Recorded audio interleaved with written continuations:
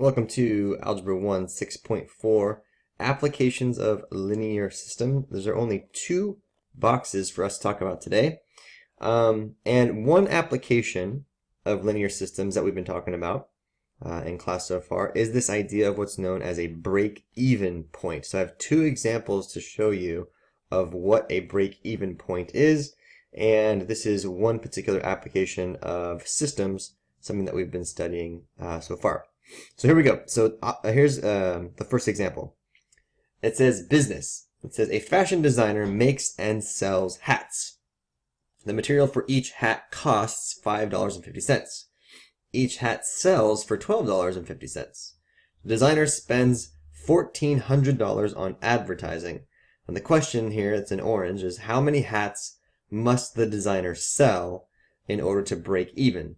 So when I say break even, that means at what point does the money he's already spent for each hat and his advertising equal to the money that he brings in for selling the hats at $12.50? So I want you to take a guess before we even begin. What do you think a reasonable guess would be? Okay, now that you have your guess down, I'm going to show you how to do this type of a problem, and I'm going to break it down for you into 3 steps. So let me shrink this down just a little bit so we can see all 3 steps here. Step number 1, we're going to define our variables, and we're very good at this, and you guys have done an excellent job so far this year of defining your variables. So I'm going to say x is going to equal the number of hats, sold. Okay, so x is the number of hats sold, and we're going to say y is going to equal, I'm just going to say money in this case. Now the reason I say money is because some money I'm spending and some money I am bringing in. The money I'm spending is going to be, I have to spend $1,400 on advertising, and then each hat costs $5.50 to make. So that's money going out, and there's also money coming in. So that's $12.50. So I'm going to just say y is my money value.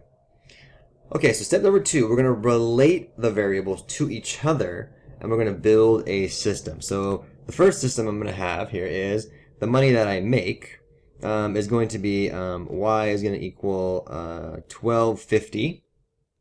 12.50 times x. This is how much money I make. This is money bringing me in because I make $12.50 for every hat. Now the money that I have to put out, the money is going to be $5.50 for every hat that I sell, plus an initial $1,400 here. So you see how y, which in this case stands for money, can act as money going in and money going out. So it's both things here. So that's the relationship between x and y. And then in step number 3, I'm going to solve the system in any way that I want. So notice I do have a system of equations here. I have y is equal to 12.5x, and then I have y is equal to 5.5x plus 1,400. So looks like substitution would be a really easy way to do this since they're both set equal to y. So that in that case, I would have 12.5x is equal to 5.5x plus 1,400. And the reason I'm setting them equal to each other is because this is how I define a break-even point. I want to know when is the money going in equal to the money going out. So I'm going to solve for x from both sides. So I would subtract 5.5x from both sides. This should look really familiar to you. So that's 7x is now worth 1,400. And then I'm going to divide both sides by 7. So I'm going to get x is worth 200. So what does that mean? That means 200 hats need to be sold before I get to my break-even point. Okay, this one's going to be a kind of a you-try, but I'm going to walk you through it. Here's another example. It says a puzzle expert wrote a new Sudoku puzzle book. His initial costs were $864. Binding and packaging each book costs 80 cents for every single book. The price of the book they would sell it for is $2. So the question is, how many copies have to be sold in order to break even? So we're going to do this in stages. The first thing I want you to do is I want you to guess how many copies you must sell in order to break even. Okay, step number 1, we're going to define our variables together. So I want you to write down step number 1 in your notes and then define your variables. I'm going to use x and y just like I did in example number 1, but you can use whatever you want. So take a moment and do that.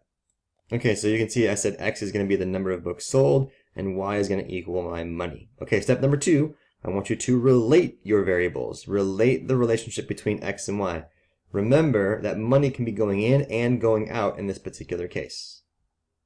Okay, so in step 2, I said relate your variables. I said you should have y equals 864 plus 0.8x, or you could have 0.8x plus 864. It doesn't matter which way you write it.